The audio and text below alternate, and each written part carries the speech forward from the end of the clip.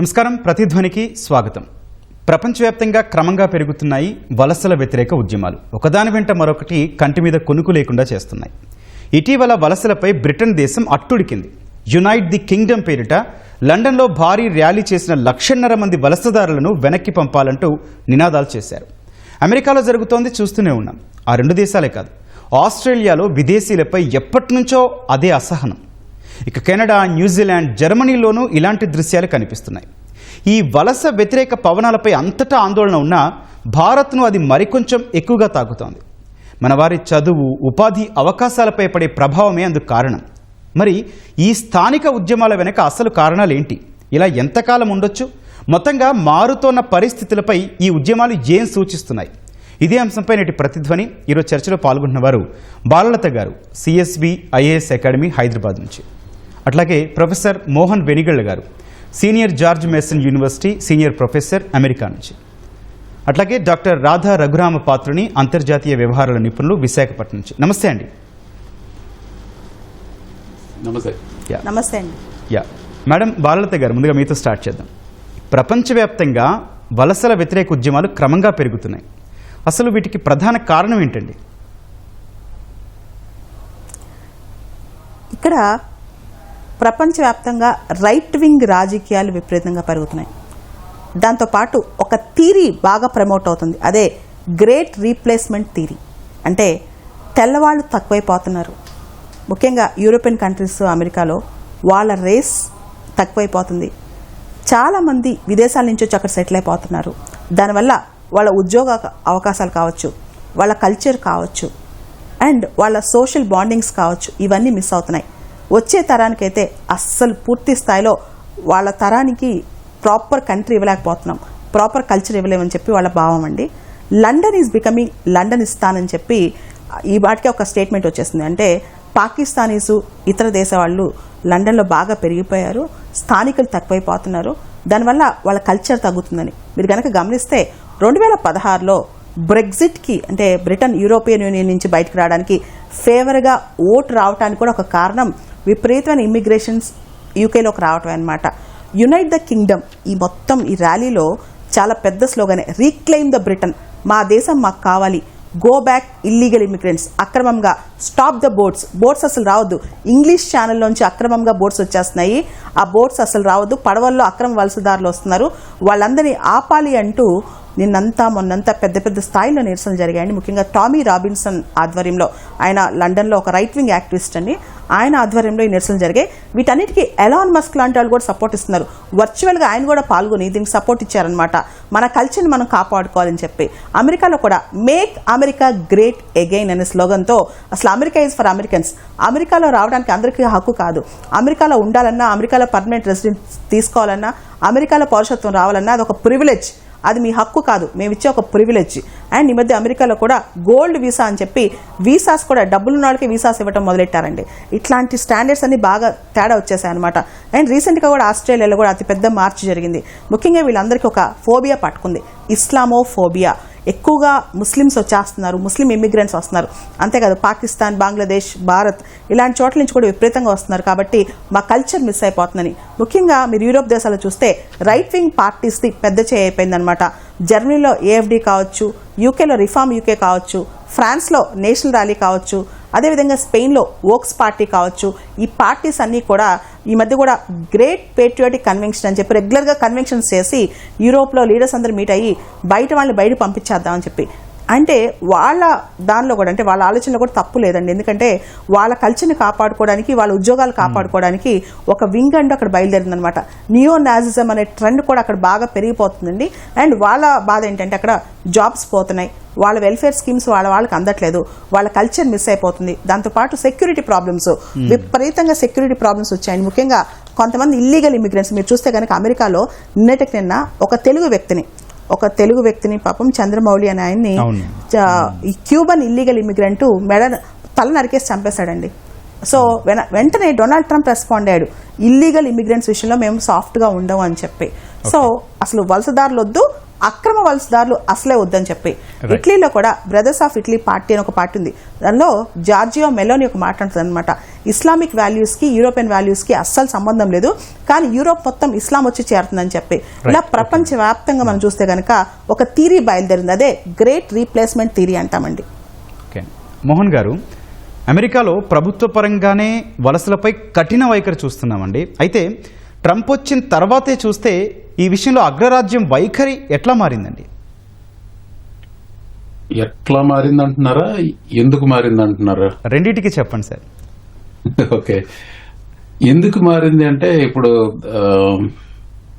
బాలలత గారు చెప్పిన కారణాలు చాలా ఉన్నాయి. అంటే దాన్ని ట్రంప్ పరిభాషలో, మాగా పరిభాషలో చెప్పాలి అంటే America first, America is for Americans, మిగతా దేశాల వాళ్ళు మీ చావు మీరు చావండి, మాకు అనవసరం.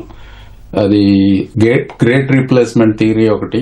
ప్లస్ ఇక్కడ ఉద్యోగాలు లేవు అంటానికి లేదు. ప్రస్తుతానికి ఇక్కడ అన్ఎంప్లాయ్మెంట్ రేట్ అరౌండ్ 4.3 అంతా ఉంది. It's not bad at least for now. మున్ముందు అది తగ్గుతుందని, ఇంకా అన్ఎంప్లాయ్మెంట్ రేట్ పెరుగుతుందంటే ఉద్యోగాలు తగ్గుతాయి అనేది. ఈ అమెరికా వైఖరి మారటానికి కారణం ఎన్ని రకాలుగా ఆలోచించినా గానీ ఇది బాలలత గారు మెన్షన్ చేయని విషయం నేను ఎక్కువగా ప్రస్తావించదలుచుకున్నాను. ఎందుకంటే ఆవిడ చెప్పిన వాటిలో చాలా వాటితో ఏకీభవిస్తాను నేను. ఆవిడ ప్రస్తావించిన విషయం ఒకటి ఉందంటే సోషల్ మీడియాలో ఇది ఒక రకమైన ఉద్రిక్తత వాతావరణాన్ని చాలా త్వరగా కల్పించవచ్చు. ఇప్పుడు నేను ఇటీవలనే ఇండియాకి వచ్చాను. అక్కడ వర్షాలు బాగానే పడుతున్నాయి, కానీ వార్తల్లో చూపించినంత ఘోరంగా నాకైతే నిజమైన పరిస్థితి కనపడలేదు. అంటే ఈ సెన్సేషనల్ గా మీ మీడియా వాళ్ళు కావచ్చు, లేకపోతే సోషల్ మీడియా కానీ ఏదైనా కానీ కొంత అతిగా సెన్సేషన్ చూపిస్తే ఈ జనాల్లో ఉద్రిక్తత ఎక్కువగా మొదలవుతా ఉంది. ఇప్పుడు ఈలాన్ మస్క్ ఉదాహరణ తీసుకోండి. లండన్ లో యునైటెడ్ కింగ్డమ్ ర్యాలీ, దానికి ఈలాన్ మస్క్ ఇక్కడ ప్రముఖంగా ఈ సోషల్ మీడియాలో విపరీతంగా ప్రచారం చేశాడు. అతనికి ట్విట్టర్ ఒక్క దాంట్లోనే 200 మిలియన్ ఫాలోవర్స్ ఉన్నారు. ఉదాహరణకు చెప్తున్నాను ఇది. ఈ సోషల్ మీడియా ఇన్ఫ్లుయెన్స్ ఎంత ఉందో, ఇప్పుడు ఈ అమెరికాలో మొన్న జరిగిన సెన్సేషనల్ హత్య, చార్లీ కర్క్ హత్య కూడా సోషల్ మీడియా, ఈ మీమ్ కల్చర్, అలాగే గ్రూప్స్, చాట్ గ్రూప్స్, వీటన్నిటి ద్వారా వచ్చిన ఇన్ఫ్లుయెన్స్ ఎలా ఉంది, హంతకుడికి అలా ఇండాక్ట్రినేట్ చేయబడ్డాడు అనేది. ఈ కల్చర్ వార్స్ అనేవి ఉన్నాయో చూసారా, వాటికి ఇది సోషల్ మీడియా అగ్నికి ఆజ్యం పోయటం. అంటే అగ్ని ఎక్కడ పుడుతుందంటే ఆ సోషల్ మీడియాలోనే పుడుతుంది. అంటే అది ఒక్కటే కారణం, ప్రధాన కారణం అంటారు, అంటే మెయిన్ రీజన్ అంటారు. సోషల్ మీడియా ఇప్పుడు చెప్పలేమండి. అంటే ఇప్పుడు మనలో ఉన్న భావోద్వేగాలను రెచ్చగొట్టే విధంగా తీసుకురాగలిగితే అది ప్రధాన కారణం కాకపోవచ్చు. ప్రధాన కారణం మనలో ఉన్న లోపాలే కావచ్చు, అంటే ప్రజల్లో ఉండే లోపాలే కావచ్చు. దాన్ని రెచ్చగొట్టే ఈ అల్గోరిథమ్స్ ఉన్నాయి చూసారా, ఇప్పుడు సాధు స్వభావంతో ఎవరు చెప్పినా గానీ ఎవరు వింటలేదు. అదే రెచ్చగొట్టే విధంగా మాట్లాడుతుంటే అందరూ వింటున్నారు. అది సోషల్ మీడియా, ఈ అల్గోరిథమ్స్, దే ఆర్ ఫీడింగ్ ఫ్రెండ్జీ. ఇప్పుడు ఆ రకంగానే ఇది ఎక్కువగా ఉందన్నమాట. ఇప్పుడు కల్చర్ వార్స్ అనేది ఉదాహరణకి, కల్చర్ వార్స్ లో ఇప్పుడు ట్రాన్స్జెండర్ మీద వచ్చిన కత్తి యుద్ధం, ఇక్కడ ట్రాన్స్జెండర్ మీద యుద్ధం ఒక ఉదాహరణ. అది ఇప్పుడు కొంతమంది ఎంబ్రేస్ చేశారు. ట్రాన్స్జెండర్ అంటే ఇప్పుడు పురుషుడిగా పుట్టినాడు, స్త్రీగా మారటం, ఇదేం చోద్యం అనుకునే వాళ్ళు చాలా మంది ఉన్నారు దాంట్లో. కాకపోతే ఏంటంటే వాళ్ళు మానవులు, వాళ్ళు కూడా మానవ మాతృలు అనేది విషయం మాత్రం మర్చిపోయి వాళ్ళ మీద ఆ ట్రాన్స్జెండర్ అమెరికాలో ఉన్నది 1% కంటే తక్కువ. అందులో అథ్లీట్స్ ఉండేది మొత్తం మీద 10 మంది కూడా లేరు. కానీ అదే ఆయుధంగా తీసుకుని ఎన్నికల్లో గెలవగలిగాడు ట్రంప్. మళ్ళీ వస్తామండి మీ దగ్గరికి. రాధా గారు, ప్రత్యేకించి బ్రిటన్ వలస వ్యతిరేక ఉద్యమం చూస్తే మీకు ఏమనిపించింది? ఇప్పటికైతే అక్కడ ప్రభుత్వం స్థిరమైన వైఖరితో ఉన్నామంటోన్నా కూడా రానున్న రోజుల్లో దీని ప్రభావం ఎట్లా ఉండొచ్చండి? ఎస్పెషలీ ఇటు బ్రిటన్ కానీ, యూకే కానీ, అలాగే యుఎస్ కానీ, అలాగే ఆస్ట్రేలియా కానీ, ఒక దేశం తర్వాత ఒక దేశంలో ఈ యాంటీ ఇమిగ్రెంట్స్ వైలెన్స్ కానీ, అలాగే యాజిటేషన్స్ కానీ పెరుగుతూ వస్తున్నటువంటి పరిస్థితి మనకు కనిపిస్తూ ఉంది. అయితే దీనికి ఇందాక వక్తలందరూ చెప్పినట్టు ఎకనామిక్ రీజన్స్ మేజర్ రీజన్స్గా ఉన్నాయి. ఎకనామిక్ రీజన్స్ తర్వాత కల్చర్ కూడా దీనికి one of the significant reason. Basically ఎకనామికల్గా ఇండికేటర్స్ తీసుకున్నట్లయితే ఇటు అన్ఎంప్లాయ్మెంట్ కానీ, అలాగే లేదంటే ఇన్ఫ్లేషనరీ టెండెన్సీ కానీ, సో ఈ ఎకనామిక్ రీజన్స్ వల్ల ప్రజలు బాధితులవుతున్నారు. సో దీన్ని సాకుగా తీసుకొని, అలాగే ఇది one of the unrest reasons తీసుకొని ఈ యాజిటేషన్స్ అన్నీ కూడా వాళ్లకు అనుగుణంగా మలుచుకుంటున్నటువంటి వ్యక్తులు కానీ, అలాగే లీడర్స్ కానీ మనకు ఇప్పుడు కనిపిస్తున్నారు. ముఖ్యంగా ఇటు మనం అన్ఎంప్లాయ్మెంట్ తీసుకుంటే ఇటు యునైటెడ్ స్టేట్స్ ఆఫ్ అమెరికా కానీ, అలాగే ఆస్ట్రేలియా కానీ 4.3% ఉంది. అదే యూకే కానీ మన అన్ఎంప్లాయ్మెంట్ వాల్యూ తీసుకుంటే రేట్ తీసుకుంటే 4.8% అన్ఎంప్లాయ్మెంట్ కనిపిస్తుంది. అలాగే ఇటు ఇన్ఫ్లేషన్ కూడా తీసుకుంటే ఇటు మనం చూసినట్లయితే యూకేలో ఇన్ఫ్లేషన్ 3.8% కనిపిస్తుంది. అదే యుఎస్లో తీసుకుంటే 2.7, ఆస్ట్రేలియాలో 2.1. సో ఒక పక్క ఈ ఎకనామిక్ ఇండికేటర్స్ అంటే వాళ్ళకి unemployment and poverty levels, inflationary levels పెరిగిపోతున్న తరుణంలో దీనికి మేజర్ రీజన్ ఇమిగ్రెంట్స్ అన్న విషయంలోని ఇక్కడ అన్రెస్ట్ కంప్లీట్గా స్ప్రెడ్ అవుతున్నటువంటి పరిస్థితి మనకు కనిపిస్తుంది. అయితే ఈ యాజిటేషన్ని అలాగే ఈ అన్రెస్ట్ని మరింత పెద్దది చేసే విధంగా ఇప్పుడు ఉన్నటువంటి ఈ మనం యాజిటేషన్స్ కానీ, ర్యాలీస్ కానీ చూస్తే దీనికి వాళ్ళకి అనుగుణంగా మరింత పెద్దది చేసే విధంగా చేస్తున్నారు అన్న పరిస్థితి కూడా మనకు మేజర్ కనిపిస్తుంది. అయితే ఇది రాబోయే కాలంలో దీనికి మేజర్గా ఈ ఎకనామిక్ ఇండికేటర్స్ అన్ని డిక్లైనింగ్ ఫేజ్లో ఉండడానికి మేజర్ రీజన్ అందరూ గమనిస్తున్నట్లు మనకు కరెంట్ సినారియోలో చాలా ఇంటర్నేషనల్ వార్స్ జరుగుతున్నాయి. సో కోవిడ్తో స్టార్ట్ అయినటువంటి ఎకనామిక్ ఇండికేటర్స్ డౌన్ఫాల్ క్రమంగా ఈ ఇంటర్నేషనల్ వార్స్ అయితేనేమి కానీ, అలాగే సప్లై చైన్ డిస్ట్రప్షన్స్తోని మరింత పెద్దది అయింది. సో ఇప్పుడు ఉన్నటువంటి ఎకనామిక్ అన్రెస్ట్ అంతా కూడా బికాస్ ఆఫ్ ఇమిగ్రెంట్స్ పైన నెట్టివేయడంతో ఈ యాజిటేషన్స్ మరింత పెద్దది అవుతున్నాయని చెప్పేసి నా అభిప్రాయం.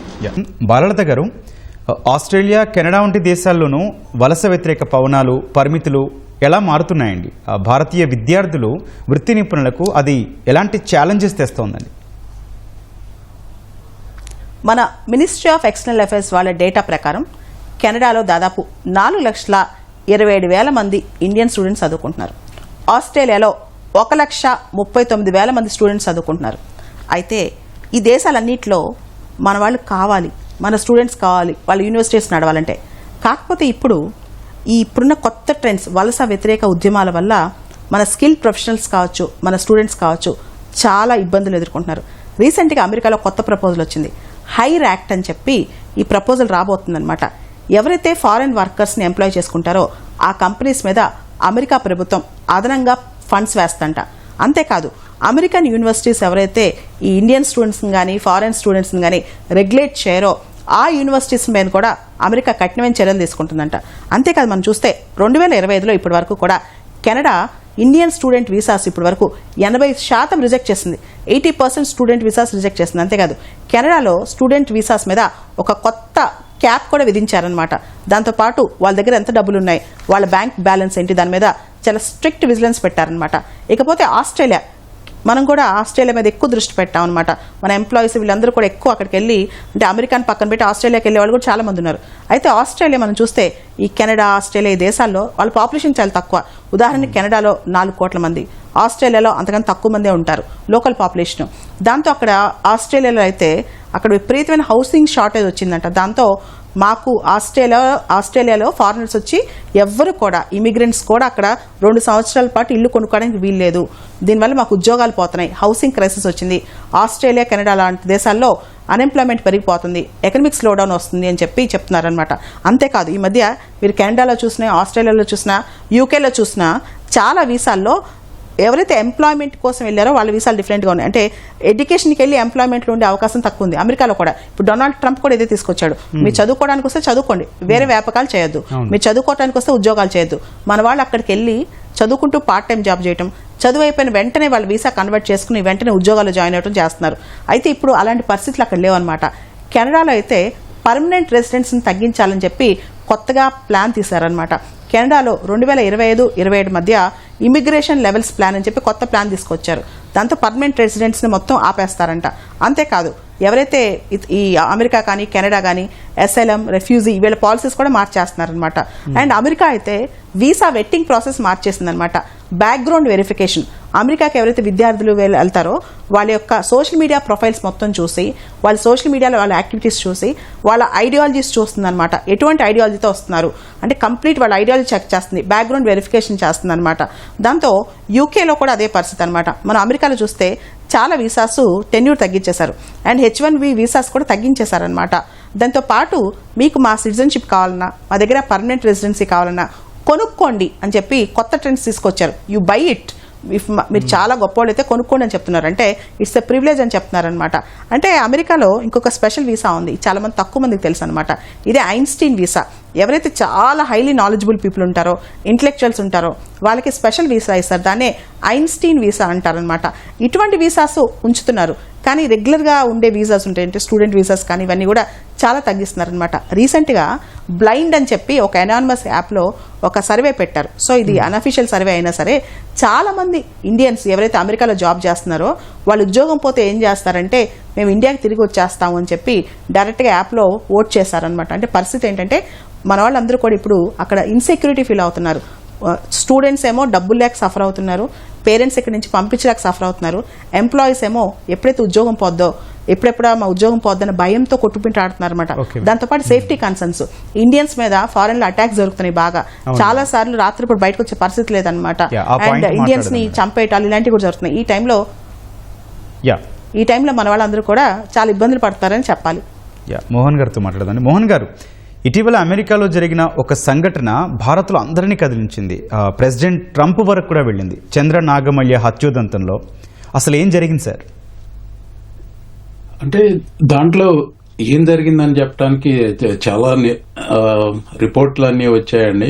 బేసికల్ గా ఈ చంద్ర నాగమల్య అతను ఓనరో కాదో తెలియదు కానీ ఒక మోటల్ మెయింటైన్ చేస్తున్నారు డాలస్ లో, I think down town Dallas లో అనుకుంటే. అక్కడ ఒక ఉద్యోగి, తను క్యూబన్ నేషనల్, ఇల్లీగల్ ఇమిగ్రెంట్ అతను లాండ్రీ వాడుతుంటే ఈ లాండ్రీ వాడొద్దు, ఫిక్స్ చేయాలి ఏదో చెప్పాడు. అక్కడ అతను చెప్పింది అర్థం కాకపోతే ఇంకొకళ్ళు చెప్పడం మొదలు పెట్టాడు. నువ్వు నాతో మాట్లాడకుండా ఇంకోళ్ళతో మాట్లాడతావు, ఏదో ఇలా చాలా చిన్న విషయం మీద వాక్యంతో మొదలైంది. అతను కత్తి తీసి పడవటం మొదలుపెట్టి I mean it's a spontaneous, అదే ప్రీ ప్లాన్ మర్డర్ అలాంటిది ఏం కాదు. అతను పారిపోతుంటే వెనకాల పడ్డాడు. అతని కొడుకు, 18 ఏళ్ల కొడుకు, భార్య ఇద్దరు కలిపి అడ్డుకోవడానికి ప్రయత్నించారు. వాళ్ళని తోసేసి వెళ్లి చంపేసి మషేటి ఒకటి తీసుకుని శిరచ్ఛేదం చేశాడు. ఐ మీన్ ఇట్స్ గ్రోటెస్క్, చాలా దారుణమైన హత్య అది.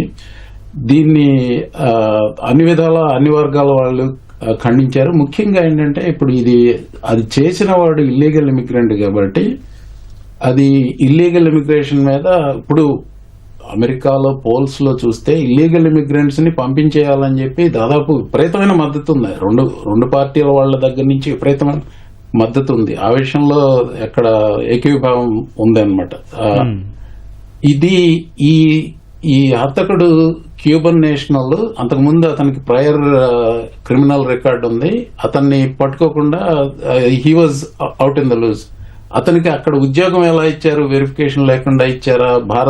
భారతీయులు ఇలా ల్యాక్స్ స్టాండర్డ్స్ మెయింటైన్ చేస్తున్నారా? ఇప్పుడు ఉదాహరణకి ఇందాక గెస్ట్ చెప్పినట్టుగా స్టూడెంట్స్ ఉద్యోగాలు చేస్తున్నారు చూసారా? ఇప్పుడు ఇండియన్ రెస్టారెంట్స్ లో ఇలా స్టూడెంట్స్ కి క్యాష్ ఇచ్చి ఉద్యోగాలు ఇస్తున్నారు. అంటే ఈ రకమైన ప్రాక్టీసెస్ ఇండియన్ బిజినెసెస్ లో ఎక్కువగానే ఉన్నాయి. అది బయటకు రావద్దు కానీ ఎక్కువగానే ఉన్నాయి. ఇది ప్రాబ్లం. ఇల్లీగల్ ఇమిగ్రేషన్ కి జాబ్స్ ఇచ్చేది కూడా నడుస్తూ ఉంది ఇక్కడ. సో దాని గురించి కూడా ఇది వచ్చింది. ఇంకొక విషయం ఏంటంటే Cuban Americans support Republican party అలాగే they supported Trump. Okay sir. అందుకని కొంచెం సాఫ్ట్ కార్నర్ ఉంది. ప్లస్ అది టెక్సస్ రాష్ట్రంలో కాబట్టి ఈ ఇమిగ్రేషన్ క్రాక్ డౌన్ ఎక్కువగా జరగలేదు. అదే కాలిఫోర్నియాలో ఉంటే ఆ హత్యావదంతాన్ని మరింతగా న్యూస్ లోకి వచ్చేది అని అభిజ్ఞ వర్గాల వాళ్ళు చెప్తా ఉన్నారు. అంటే బేసికల్ గా రాజకీయాలు బాగా పరిశీలన చేసేవాళ్ళు. ఇది there is politics, there is a real tragedy and there is politics అక్కడ. Okay sir. రాధా గారు, వలసల్ని ప్రపంచ దేశాలన్నీ ఇంత పెద్ద సమస్యగా ఎందుకు భావిస్తున్నాయండి? ఇందులోనూ చట్టబద్ధమైన అనధికార వలసల మధ్య అసలు తేడా ఏంటండి? యాక్చువల్లీ మన గ్లోబలైజేషన్ ఫినామినన్ 1870లో ఈ గ్లోబలైజేషన్ స్టార్ట్ అయిన దగ్గర నుంచి ఫస్ట్ ఫేజ్ ఆఫ్ గ్లోబలైజేషన్ చూసాము. తర్వాత ఇంటరిమ్ గ్లోబలైజేషన్, అలాగే సెకండ్ ఫేజ్ ఆఫ్ గ్లోబలైజేషన్, అలాగే 1980s నుంచి third phase of globalisation scenario మనం చూస్తున్నాం. సో ఈ గ్లోబలైజేషన్ స్టార్ట్ అయిన దగ్గర నుంచి ఈ trade and other relations with integration with other world economies బాగా పెరుగుతున్నది. సో ఒక దశలో world has ష్రంక్ in to a global village అని చెప్పేసి మనం మాట్లాడుకున్నాం. అయితే కోవిడ్ తర్వాత కొంత బ్రేక్ వచ్చింది. So but still globalisation has been continue. But ఇప్పుడు ఒక్కసారి ఆలోచిస్తే ఈ లీగల్ ఇమిగ్రేషన్ కానీ లేకపోతే ఇల్లీగల్ ఇమిగ్రేషన్ కానీ, సో ఇదంతా కూడా because of one side globalisation, one side integration of economies, one side కంప్లీట్గా డెత్ ఆఫ్ డిస్టెన్స్ అని చెప్పేసి చెప్తాము. అండ్ కంప్లీట్గా ఈ డిస్టెన్స్ అన్నది, జాగ్రఫీ అన్నది కనిపించకుండా పోయినటువంటి పరిస్థితి. సో ఈ గ్లోబలైజేషన్ ఫినామినన్ వరల్డ్లో స్ప్రెడ్ అవుతున్నప్పుడు, so along with mobility of all the factors of production, ఈ పీపుల్ కానీ అలాగే స్కిల్డ్ లేబర్ ఫోర్స్ ఇమిగ్రేషన్ కానీ జరుగుతూ వస్తున్నటువంటి పరిస్థితి. అయితే ఈ ఇమిగ్రేషన్ వల్ల, ఈ లీగల్ కానీ ఇల్లీగల్ కానీ ఇమిగ్రేషన్ వల్ల బాగా బెనిఫిట్ అయింది మాత్రం developed economies and developing economies and emerging market economies. మనం అందరూ బ్రెయిన్ డ్రెయిన్ ఎక్స్పీరియన్స్ చేస్తే వాళ్ళకి skilled labour force and skilled professional force and వాళ్ళకి కావాల్సినటువంటి కోర్స్ సెక్టర్స్లో చాలా తక్కువ కాస్ట్కి వాళ్ళు హైర్ చేసుకునే పరిస్థితి కూడా ఇప్పటిదాకా ఉంది. సో వన్ సైడ్ ఈ ఇమిగ్రేషన్ వల్ల వెస్టర్న్ ఎకానమీస్, డెవలప్డ్ ఎకానమీస్ వాళ్ళ జీడిపి గ్రోత్ రేట్ కానీ అలాగే వాళ్ళ ఎకానమీని కానీ బాగా సపోర్ట్ చేసిన విధంగా వాళ్ళు ఈ ఇమిగ్రెంట్స్ అందరినీ కూడా యూజ్ చేసుకున్నటువంటి పరిస్థితి.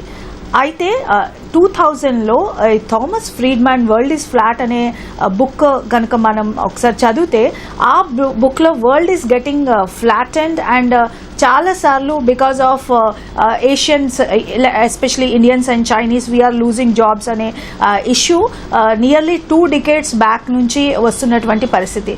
బట్ స్టిల్ మన స్కిల్డ్ లేబర్ ఫోర్స్ లేకుండా అండ్ ఇప్పుడున్నటువంటి మన young Indian or Asian labour force లేకుండా డెవలప్డ్ ఎకానమీస్ వాళ్ళ జీడిపి కానీ వాళ్ళ డెవలప్మెంట్ కానీ it is going to become an issue. And ఇది చాలామంది ఎకానమిస్ట్ కానీ డిఫరెంట్ వరల్డ్ లీడర్స్ కానీ గవర్నమెంట్స్ కానీ ఈ విషయం తెలుసు.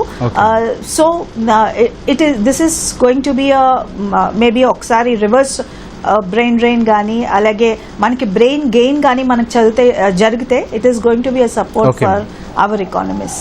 బాలలత గారు, ఈ పరిస్థితుల మధ్య ఒక ప్రశ్న ఉత్పన్నమవుతోందండి. ఒకప్పుడు ప్రపంచీకరణ నినాదంతో మార్కెట్లు, అవకాశాలకు తలుపులు బార్లా తెరిచిన అవే దేశాల్లో ఇప్పుడు ఎందుకు పరిమితులు? అసలు ప్రపంచవ్యాప్తంగా మనం చూస్తే right wing politics, right wing political parties బాగా పైకి వస్తున్నాయి. అక్కడ ఐడెంటిటీ పాలిటిక్స్ అనమాట. కొన్ని సెక్షన్స్ ఆఫ్ పీపుల్ని అట్రాక్ట్ చేయడం కోసం అక్కడ ఇలా మన కల్చర్ మందే, మన ఎకానమీ మన కోసమే, మన సొసైటీ మందే, దానిలో మార్పులు వస్తున్నాయని ఒక భావజాలం తీసుకురావడం. దాంతోపాటు డీగ్లోబలైజేషన్ టెండెన్సీ స్టార్ట్ అయినాయి. వీటన్నిటిని పక్కన పెడితే రీసెంట్గా కూడా జాఫ్రే హింటన్, ఫాదర్ ఆఫ్ ఏఐ అంటుంటాం, ఆయన ఒక మాట అన్నారు, ఏఐ వస్తే జాబ్స్ పోతాయని. ఆర్టిఫిషియల్ ఇంటెలిజెన్స్ ఎక్కువగా రావటం వల్ల కూడా ఉద్యోగాల సృష్టి ఈ అభివృద్ధి చెందిన దేశాలు తగ్గిపోతుందన్నమాట. అండ్ అమెరికా అనే డ్రీమ్ అనేది షాటర్ అయిపోతుంది. అమెరికా అనే కళ ప్రజల మనసు నుంచి పోతుందన్నమాట. అండ్ వాళ్ళ ఇన్ఫ్రాస్ట్రక్చర్, వాళ్ళ దేశంలో ఉన్న మౌలిక వసతుల మీద మన ప్రెషర్ పడిపోతుంది. ఎందుకంటే చిన్న చిన్న దేశాలు, దానిలో తక్కువ జనాభా ఉన్న దేశాలు, అండ్ దాంతోపాటు ఇన్ఫ్రాస్ట్రక్చర్ ఎకానమీ స్లో డౌన్ అవటం, రెసెషన్ వస్తేమని ఒక భయం కావచ్చు, అండ్ ఇలా యాంటీ ఇమిగ్రేషన్ ప్రొటెస్టులు రావటం, అండ్ వీటన్నిటితో పాటు ఆ దేశంలో ఆ దేశస్తులకి సేఫ్టీ కన్సర్న్స్, భద్రతాపరమైన కన్సర్న్స్ ఉండటము, లోకల్ పీపుల్కి జాబ్స్ పోతున్నాయి, స్థానికులకు ఉద్యోగాలు రావట్లేదు, ఇలా వలసలు ఎక్కువ రావటం వల్ల ఇండియన్స్ వచ్చి తీసేసుకుంటున్నారు, ఇతర దేశాల నుంచి వచ్చి తీసేసుకుంటున్నారని చెప్పడం, అండ్ దాంతోపాటు రేసిజం బాగా పెరిగిపోయిందండి. జెనోఫోబియా, జింగోయిజం, అంటే ఈ మా రేసే గొప్పది అనే ఒక ఫీలింగ్ అనమాట. బ్రౌన్ పీపుల్, బ్లాక్ పీపుల్ ఎక్కువ మంది వచ్చేస్తున్నారని ఒక భావజాలం అనమాట. దాంతోపాటు 1990s నుంచి మొన్నటి వరకు కూడా మల్టీ కల్చరలిజం, అంటే salad bowl theory, melting pot theory అని చెప్పి అన్ని కల్చర్స్ ఉండాలి, ఒక కల్చరల్ మొజాయిక్లా మన దేశాలు ఉండాలనే భావన పోయి మన కల్చర్ మాత్రమే మిగిలి ఉండాలి, మాకు వలసలు వద్దు, ఇల్లీగల్ అక్రమ వలసలు అసలే వద్దని చెప్పి. దాంతోపాటు కొన్ని దేశాల్లో అక్కడ గన్ కల్చర్ పెరిగిపోవటం, గ్యాంగ్ వార్స్ పెరిగిపోవటం, ఇవన్నీ అనమాట. రీసెంట్గా మనం చూస్తే లండన్లో పూరి జగన్నాథుడి రథయాత్రలో కోడిగుడ్లు వేశారనమాట. ఇలాంటి సంఘటనలు అనమాట. అయితే ఇవన్నీ పక్కన పెడితే అమెరికా నుంచి కూడా ఎవరైతే ఇల్లీగల్గా ఇండియన్స్ కూడా వెళ్ళారో వాళ్ళందరినీ మిలిటరీ ఫ్లైట్లు ఎక్కి చేతులకి కాళ్ళకి బేడీలు వేసి పంపించేయటము, అండ్ అమెరికాలో ఉన్న డిపార్ట్మెంట్ ఆఫ్ హోమ్ల్యాండ్ సెక్యూరిటీ కావచ్చు, దాంతోపాటు ఐస్ డిపార్ట్మెంట్ అంటాం, ఇమిగ్రేషన్స్ అండ్ కస్టమ్స్ ఎన్ఫోర్స్మెంట్, వాళ్ళు స్ట్రిక్టర్ రెగ్యులేషన్స్ తేవటము, ప్రతి ఒక్కరిని సడన్ చెక్ చేయటము, ఇవన్నీ కూడా చాలా వరకు ఈ ట్రెండ్స్ వల్ల మనం వలసలు అందరూ ఇప్పుడు వెళ్ళటానికి భయపడే పరిస్థితి వచ్చింది. ఉన్నవాళ్ళు కూడా ఎంతకాలం అక్కడ ఉంటాం అనేది పరిస్థితి కూడా వచ్చిందనమాట. మొత్తానికి గ్లోబలైజేషన్ అనే ఒక మాయా మిత్ అనేది ఆ బబుల్ బర్స్ట్ అయిపోతుంది. ఇప్పుడు యాంటీ గ్లోబలైజేషన్ టెండెన్సీ స్టార్ట్ అవుతున్నాయి. ఏ దేశం వాళ్ళు ఆ దేశంలో ఉండాలి, అక్కడే పనులు చేసుకోవాలి, వాళ్ళ కల్చర్ని వాళ్ళే కాపాడుకోవాలి. అండ్ కొత్తగా మనం చూస్తే ఇంకొక కొత్త ట్రెండ్ కూడా మీరు చూడొచ్చు. ప్రతి దేశంలో మన వాళ్ళు అక్కడ వెళ్ళిపోయి మన ఐడెంటిటీ చూపిస్తున్నారనమాట. కొన్ని చోట్ల లిటిల్ ఇండియా కావచ్చు, కొన్ని చోట్ల మన ఫెస్టివల్స్, దివాళీ లాంటి ఫెస్టివల్స్ చేసుకోవడం కావచ్చు, ఇవన్నీ కూడా వాళ్ళకి కొత్తగా అనిపిస్తున్నాయి. వాళ్ళ ఫెస్టివల్స్ మన దగ్గర వచ్చి చేసుకోవడం ఏంటి, వాళ్ళ కల్చర్ మన దగ్గర ఇంపోజ్ చేసుకోవడం ఏంటి, మన రెస్టారెంట్స్ అక్కడ ఎక్కువ పెరిగిపోయాయి అనమాట. ఇవన్నీ వచ్చి క్యాస్ట్, మన క్యాస్ట్ పాలిటిక్స్ అక్కడ వచ్చాయి. అండ్ అమెరికాలో ఒక స్టేట్లో అయితే ఈ క్యాస్ట్ గురించి ఒక బిల్లే తీసుకొచ్చారు, ఇక్కడ కులాలు తేకండి అని చెప్పి. సో ఏదైతే మన దగ్గర కొన్ని కల్చర్స్ ఉన్నాయో అక్కడ ఎంటర్ అయిపోయినాయి, దాని పాజిటివిటీ కావచ్చు, నెగిటివిటీ కావచ్చు, అన్నీ ఎంటర్ అయిపోయినాయి అనమాట. దాంతో ఇప్పుడు మన ఫుడ్ పోతుంది, మన కల్చర్ పోతుంది, వాళ్ళ కల్చర్ మనలోకి వచ్చేస్తుంది, మన పిల్లలు వాళ్ళ కల్చర్కి అడాప్ట్ అవుతున్నారని చెప్పి గోల. ఎంతెందుకు అమెరికాలో స్కూల్స్లో కూడా మన పిల్లలు ఎక్కువ డామినేట్ చేస్తున్నారంటే, తెలుగు పిల్లలు, ఇండియన్ పిల్లలు ఎక్కువ డామినేట్ చేస్తున్నారంట. దాంతో అక్కడ వాళ్ళకి ఏంటంటే మా జనరేషన్, నెక్స్ట్ జనరేషన్కి మా కల్చరే ఉండాలి, బ్రిటన్లో మా కల్చరే ఉండాలి, పాకిస్తానీ కల్చర్ వద్దు, ఇస్లామిక్ కల్చర్ వద్దు అని చెప్పి ఇస్లామోఫోబియా అనేది కూడా అక్కడ ఒకటి బయలుదేరిందండి. అది కూడా ఒక ప్రధానమైన కారణం. అంటే యాంటీ ఇండియా అని కాదు, యాంటీ ఇస్లాం అనే కాన్సెప్ట్ కూడా వచ్చేస్తుంది. Okay madam, right. మోహన్ గారు, ఒక అమెరికాని తీసుకుందామండి. విదేశీ విద్యార్థులు, ఉద్యోగులు, ముఖ్యంగా మన భారతీయులు ఎదుర్కొంటున్న పరిస్థితులు ఏంటండి? భారతీయులు అంటే నేను భారతీయ విద్యార్థుల గురించి నేను అంటే ఉదాహరణలతో నాకు దగ్గరగా ఉన్న ప్రపంచంతో చెప్తాను. ఇది ఇప్పుడు మా యూనివర్సిటీకి విద్యార్థులు వచ్చారనుకోండి, భారతీయ విద్యార్థులు, తెలుగు విద్యార్థులు ఎవరు వచ్చినా కానీ మొట్టమొదటిగా ఏ కోర్సులు తీసుకోవాలి అంటే వాళ్ళు ఒక సంఘం లాగా అవి బేసికల్ గా వాట్సాప్ లో గ్రూప్స్ పెట్టుకుంటారు. ఆ గ్రూప్స్ లో పెట్టుకొని ఫస్ట్ ఆన్ క్యాంపస్ ఎంప్లాయ్మెంట్ కోసం విపరీతంగా ప్రయత్నాలు చేస్తారు. సో ఈ కార్యక్రమం ముఖ్యంగా ఒక సందేశం ఇవ్వదలుచుకున్నాను. ఇప్పుడు ప్రొఫెసర్లకి విపరీతంగా ఫ్లడ్ చేస్తూ ఉంటారు, నేను టీచింగ్ అసిస్టెంట్ కావాలి, రీసెర్చ్ అసిస్టెంట్ కావాలి. ఇప్పుడు సంబంధం లేని ఫీల్డ్స్ కూడా మెసేజ్లు వచ్చేస్తూ ఉంటాయి. ఇప్పుడు నేను సివిల్ ఇంజనీరింగ్ ప్రొఫెసర్ని అయితే నాకు రకరకాలుగా ఎక్కువగా ఇండియన్ స్టూడెంట్స్ నుంచే వస్తూ ఉంటాయి ఇవి. అదేంటంటే శ్రద్ధ తీసుకోరు ఆ పంపించిన దాంట్లో కూడా. ఇది మ్యాస్ ఈమెయిల్స్ లాగా చేస్తే వాటి వల్ల ఉపయోగం ఉండదు. ఇప్పుడు 20 సంవత్సరాల క్రితం ఎవరికో వచ్చిందని చెప్పి అదే ఆధారంగా తీసుకుని ఇలా చేస్తున్నారు. సరే, okay, teaching assistants and research assistants అవన్నీ రూల్స్ ప్రకారం ఒప్పుకుంటారు. తర్వాత క్యాంపస్ ఎంప్లాయ్మెంట్ కోసం అలా చూస్తారు. అది క్యాంపస్ ఎంప్లాయ్మెంట్ ఏది క్యాఫ్టీరియాలోనో లేకపోతే ఇంకా వేరే ఏదో బుక్ స్టోర్లోనో ఎక్కడో ఏదో ఉద్యోగాలు అలా చూసుకుంటూ ఉంటారు. అలా కాకుండా ఇంతకుముందు ప్రస్తావించినట్టుగా బయట ఇండియన్ రెస్టారెంట్లో ఏమన్నా దొరుకుతుందా అది ఇదా అని చేసి, ఇదేంటంటే ఒకటి ఆర్థికంగా స్తోమత లేనప్పుడు ఏదో అప్పు చేసి బ్యాంకులో అప్పు చేసి అలా వచ్చినప్పుడు ఆ ప్రెషర్ వల్ల చేస్తారు. కొంత ఏం కాదులే బాసు అన్న ఒక మెంటాలిటీతో కూడా చేస్తున్నారు. అది స్ట్రగుల్ ఫర్ సర్వైవల్ అనుకుందాం.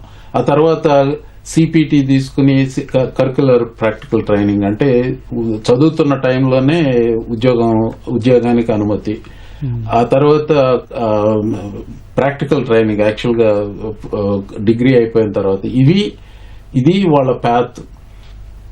ఈ ప్యాత్ లో వాళ్ళు పడే స్ట్రగుల్స్ అనేవి చాలా ఉన్నాయి. ఇప్పుడు ఉద్యోగాలు చాలా తక్కువగా ఉన్నాయి. ఈ ట్రంప్ అడ్మినిస్ట్రేషన్ క్లాంప్ డౌన్ చేయటం వలన ఆ దారంతా నేరో అయిపోతుంది. ఇది ఉద్యోగాలకి సిపిటి గానీ ప్లస్ బేసికల్ గా H1 రావడం అనేది ఇప్పుడు చాలా కష్టంగా కూడా ఉంది.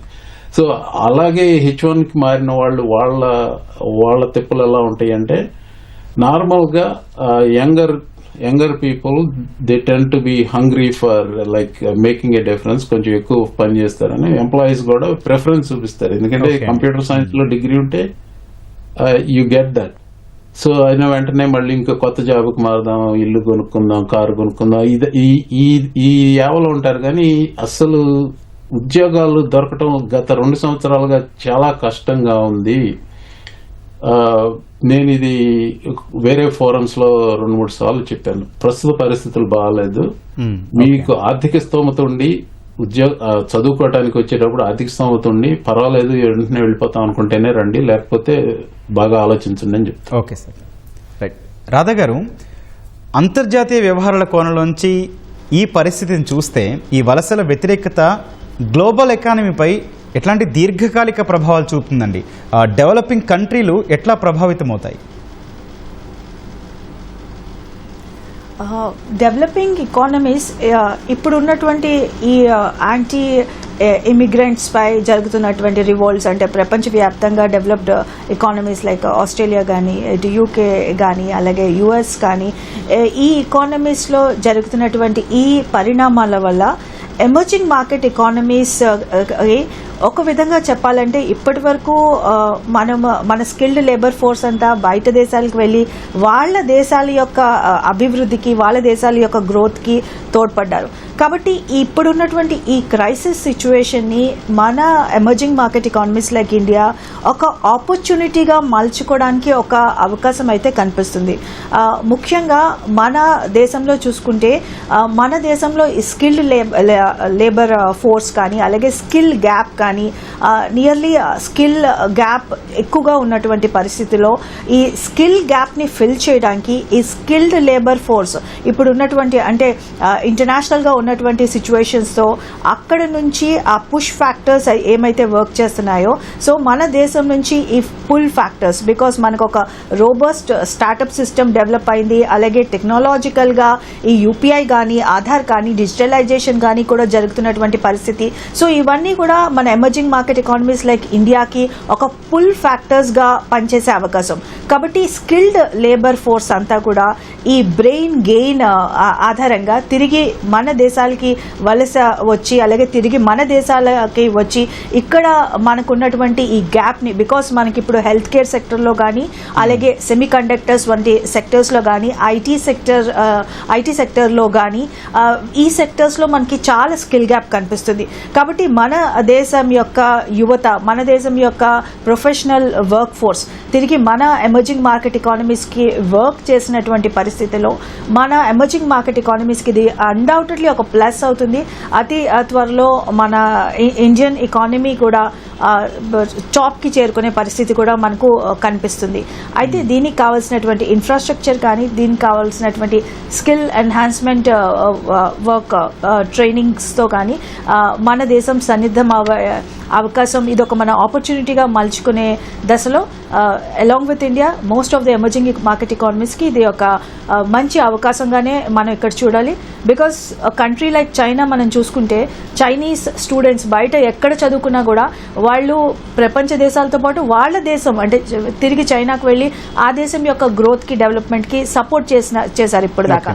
So we also should take this as an opportunity, and this is going to be undoubtedly a good opportunity for emerging market economy like India. Balalatha గారు, ఇలాంటి పరిస్థితుల్లో భారతీయ విద్యార్థులు, ఉద్యోగులు తిరిగి దేశంలోనే అవకాశాలు వెతకడం అవసరం అనుకోవచ్చా అండి? మన విద్య కావచ్చు, ఉద్యోగ అవకాశాలు అందుకు సపోర్ట్ చేస్తాయంటారా? ఖచ్చితంగా సపోర్ట్ చేస్తాయండి. మనం వికసిత్ భారత్ 2047 వైపు అడుగులు వేస్తున్నాం. దీనిలో మనకి టాలెంట్ పూల్ చాలా అవసరం అనమాట. మన యువత, మన స్కిల్ ప్రొఫెషనల్స్ మనకు కావాలి. ఇక్కడ ఒక ఉదాహరణ చెప్తాను. చైనా ఒక అద్భుతమైన ప్రణాళిక చేసి సక్సెస్ అయిందనమాట. అదే TTP 1000 టాలెంట్స్ ప్లాన్. 2008లో ఎవరైతే చైనా నుంచి బయటకు వెళ్ళిపోయిన అత్యద్భుతమైన మేధస్సు కలవాళ్ళు ఉన్నారో వాళ్ళందరినీ చైనాకి వెనక్కి పిలిపించుకుని వాళ్ళకి చాలా ఇన్సెంటివ్స్ ఇచ్చేసింది చైనా. చాలా ఇన్సెంటివ్స్ అంటే వాళ్ళకి చాలా సబ్సిడీస్ ఇవ్వటము, వాళ్ళకి స్టార్టప్స్ క్రియేట్ చేయడానికి అన్ని ఎకో సిస్టమ్ పెట్టడం మొత్తం చేసింది. చేసేసరికి ఈరోజు మనం చూస్తే సెమీ కండక్టర్లో కానీ, నానో టెక్నాలజీలో కానీ, ఏఐలో కానీ అన్ని ఫ్రాంటియర్ టెక్నాలజీస్లో చైనా చాలా ముందుంటానికి కారణం ఈ 1000 టాలెంట్స్ ప్లాన్ అన్నమాట. ఇటువంటి ప్లాన్ భారతదేశం చేయాలి. ఇది ఒక రివర్స్ బ్రెయిన్ డ్రైన్ ప్లాన్ అన్నమాట. దాదాపు కొన్ని వేల సంఖ్యలో టాప్ మోస్ట్ మేధస్సు కలవాళ్ళు చైనా నుంచి వాళ్ళ చైనీస్ వచ్చేసేసి వాళ్ళ దేశానికి అత్యద్భుతంగా పనిచేశారనమాట.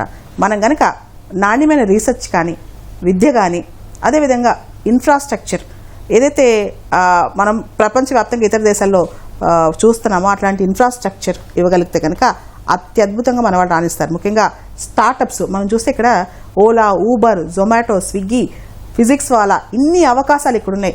ఇండియా గోల్డెన్ ఎరాలో ఉందండి. ఇలాంటి ఇండియాను వదిలిపెట్టేసి ఇతర దేశాల్లో మనం అక్కడ అన్ని కష్టాలు పడుతూ బతకాల్సిన అవసరం. దాంతోపాటు చాలామంది హై నెట్వర్త్ ఇండివిజువల్స్ ఎవరైతే HNIs ఉంటారో, ఇండియన్స్ ఎవరైతే ఉంటారో హై నెట్వర్త్ ఇండివిజువల్స్ వాళ్ళందరూ కూడా ఫారిన్ వెళ్ళి సెటిల్ అవ్వడానికి ఆలోచిస్తున్నారనమాట. ఎందుకంటే ఇక్కడ ట్యాక్స్ టెర్రరిజం అని భయం అనమాట, మనకి విపరీతమైన పనులు వేసేస్తున్నామని. అయితే ఇప్పుడు డైరెక్ట్ ట్యాక్సెస్, ఇండైరెక్ట్ ట్యాక్సెస్ అన్నింటిలో రిఫార్మ్స్ వస్తున్నాయి.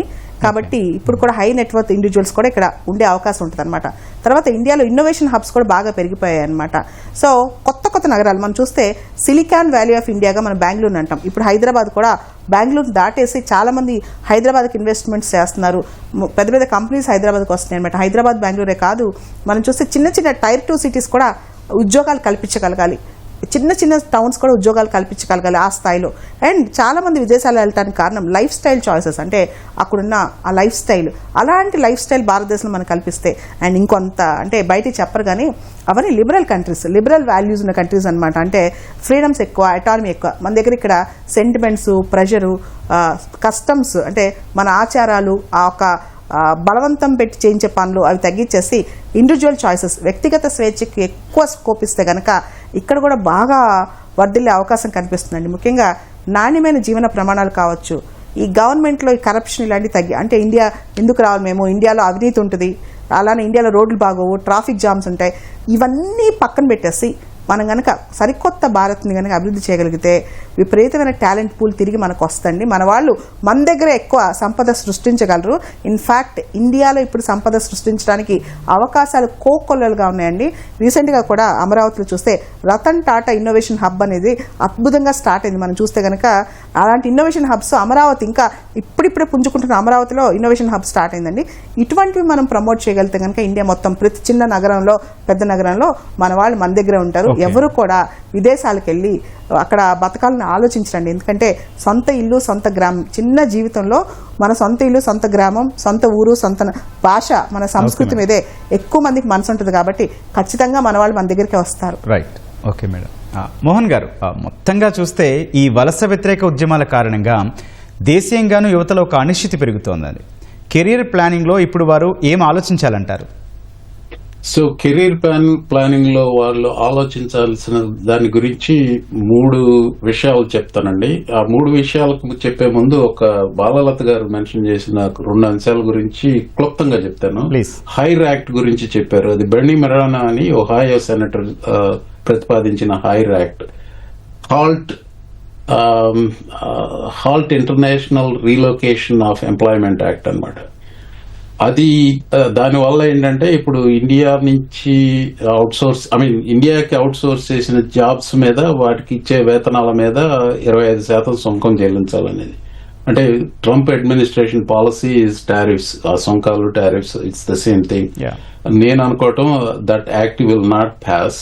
సో దాని గురించి అంటే I'm not saying never, but దాని గురించి ఎక్కువగా వరి అవ్వాల్సిన విషయం లేదు. రెండోది, బాలలత గారు చెప్పింది చైనా 1000 1000 ఇన్ ఎవ్రీ ఫీల్డ్, ఒక 10,000 మందిని తీసుకొచ్చారు. అది నిజమే, అది నిజమే. కానీ China competes unfairly. One of the things ఏంటంటే చైనా చేసేది, మీరు ఇక్కడి నుంచి అక్కడికి వెళ్ళి చైనాలో పెట్టినప్పుడు మీకు అన్ని సదుపాయాలు ఇస్తారు. ఉదాహరణకి టెస్లానే తీసుకోండి, అక్కడ బ్యాటరీ టెక్నాలజీ అంతా టెస్లా అక్కడ ఫ్యాక్టరీ పెట్టడం వల్ల బాగుపడింది BYD. ఎందుకంటే ఇప్పుడు BYD అది one of the best cars అని చెప్తారు ఎలక్ట్రిక్ వెహికల్స్ లో. So direct point China completes on. Sir, career planning గురించి మనం మాట్లాడుతున్నాం, ఎట్లా ఉండాలంటారు? కెరీర్ ప్లానింగ్ గురించి 3 విషయాలు చెప్తానండి. ఒకటి, జియో పొలిటికల్ ఈవెంట్స్ గురించి ఎక్కువ ఫాలో అవ్వండి. ఎందుకంటే ఇది వసుదైక కుటుంబం. ఇప్పుడు మీ ఊర్లో మీ సిటీలో ఏం జరుగుతుంది మాత్రమే పట్టించుకోకండి, ప్రపంచం అంతా ఏమవుతుంది పట్టించుకోండి. ఇండియా చైనా అలైన్మెంట్ తో రీఅలైన్మెంట్ ఉంది చూసారా, దానివల్ల అవకాశాలు వస్తాయి. అంటే డిస్రప్షన్ ఉంటుంది, అవకాశాలు కూడా వస్తాయి. అతి ముఖ్యంగా చేయాల్సింది, AI వల్ల ఉద్యోగాలు పోతాయి, ఉద్యోగాలు సృష్టించబడతాయి, దాన్ని ఎంబ్రేస్ చేసుకోండి. నేను ఇచ్చే సలహా అది.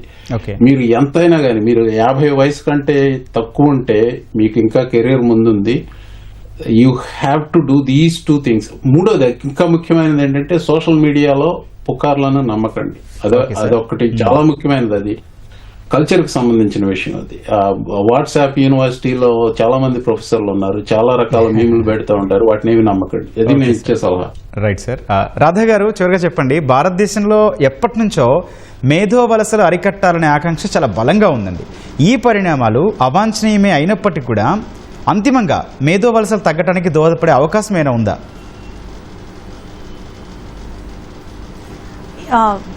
ష్యూర్గా అండి.